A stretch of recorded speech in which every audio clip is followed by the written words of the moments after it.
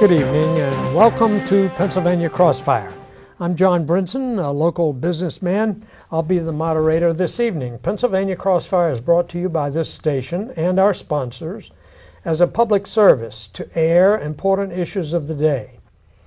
On your left, representing the Allegheny County Sportsman's League, is Kim Stolfer. Good evening, Kim. Good evening. Next to me is Jack Iantuono, co-chairman of the Eastern Pennsylvania Firearms Coalition. Good evening, Jack. Good evening. And on your right, we have a special guest with us tonight, a forester, wildlife biologist, and ecologist, John Eveland. Good evening, John. Hello. Tonight we'll be discussing management of the deer herd in Pennsylvania. Jack, could you outline the program and get input from John and Kim? Yes, thanks, John. Our program is going to focus on the last decade of the deer management program in Pennsylvania. What we'd like to do is discuss how it started, what has happened, and where to go from here. I'd first like to say that Kim Stolfer has been active in this study and analysis of the program since the year 2000. And I'd like to give a little more background on John. In the late 1960s, he was the person instrumental in the bear management and preservation program here in Pennsylvania. Then in the early 1970s, he was instrumental working with the DCNR, the Game Commission in Penn State University in the elk study here in Pennsylvania, and has been instrumental in the recovery of the elk herd. In 2000 and 2006, John was very concerned with the direction of the deer management program and has put his efforts onto discovering what happened, where we are now, and what we need to do. So with that, I'd like to hand the microphone over to you, John. Maybe you can give us a little background. Sure. Thanks, Jack. I don't have to spend much time trying to convince sportsmen that the deer herd has been reduced in much of Pennsylvania. In the north central part of the state, I can actually tell you that it's been devastated. Game Commission itself has given me some figures stating that the deer herd may have been reduced to 1 to 2 deer per square mile throughout the north central tier, the big woods area of Pennsylvania. The Game Commission is stating that they've reduced the deer herd by 25%. There are indications that the herd may have been reduced by as much as 75% in some areas. Numbers like 1 or 2 deer per square mile, 75% reduction actually represent unhuntable segments of the deer herd. The justification that the Game Commission used was that it was being done to promote a healthier forest and healthier deer. And I actually got some studies that were conducted by the Pennsylvania Department of Conservation and Natural Resources, DCNR, in 2006 on forest regeneration. And although the results of that study indicated that the deer herd had not been reduced far enough or for a long enough period, the data said something else. And in the data it claimed that the forest regeneration, this would be the trees that are coming up, the seedlings and saplings, were actually 90% of them were experiencing either no browsing or very light browsing. And in fact, only 4% of the regeneration was heavily browsed in Pennsylvania. So the forest was not in bad health. So I looked at their other premise, which was the health of the deer themselves. And in the last 10 years, the Game Commission has conducted an embryo count study, which extended throughout every wildlife management unit in Pennsylvania, the entire state.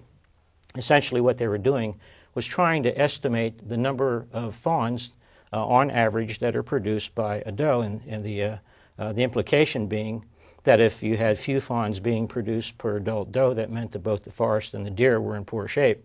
Across every wildlife management unit over the last 10 years, the deer have demonstrated that they've not only been not been in poor health, but they've been in very good health. So we were not even at carrying capacity. John, you worked for Westinghouse Corporation in their energy programs as a forester and biologist throughout the country, 30 states and provinces. What started the movement in Pennsylvania to change 100 years of success of forest management and wildlife biology? What was the starting point that changed this 10 years ago or 12 years ago? I actually had to go back all the way to 1993 to get to the bottom of it. In that year, there was a Forest Stewardship Council that was organized in Bonn, Germany. And their effort was to promote forest stewardship, ecosystem management, and biodiversity around the world, and they began to set up branch offices in different countries. By 1995, they had established a branch in the United States, and they in turn certified a group in California called Scientific Certification Systems. It was their job to then go out and certify state organizations such as DCNR, the forest managers, to participate in what was called a green certification program. This green certification is the key to what started this whole process. Is there any science actually behind green certification? It sounds appealing. It sounds like things that we hear every day, but is there actually any science behind this? I actually have the documents that were created at that time in 1996 in bringing DCR into the program. And DCNR conducted a pilot, they were involved in a pilot year in which they were being evaluated as to whether or not they wanted to participate in the program. At that time, there was a workshop that was conducted at the end of the pilot year, and the workshop involved foresters from other states. The foresters from the other states were asked to get involved in the program also. They took one look at it and said, this is not based on sound science. It is not based on forest science at all. In fact, it's based on the whims of the certifier and on his agenda, and so they opted out. And the only state that enrolled in the program was DCNR, the Pennsylvania Department of Conservation and Natural Resources. Kim, do you have any observations on the circumstances where it started? Well, first, the Allegheny County Sportsmen's League has been working for nearly 70 years to protect sportsmen and gun owners' rights throughout Pennsylvania. Mm-hmm. And we became very concerned about this in the mid-90s when we saw the green certification first come out. Mm-hmm. And we were working, what we found out just recently, in parallel with what John's research has been very dramatic in proving, that in the year 2000, when Gary Alt went around with his little, what we called a dog and pony show, mm-hmm. That we felt was a great departure from sound game management, that the game commissioners already had the ability to properly attend to the deer herd, and there was no science there. We weren't being given any substantiation for that. Mm-hmm. And in follow-up in the year 2002, I went to the Game Commission headquarters mm-hmm. and asked for copies of the science, and was told directly by members in that building that there was no science available to substantiate the deer mismanagement program.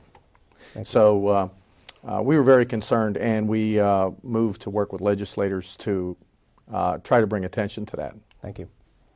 Thanks, Kim.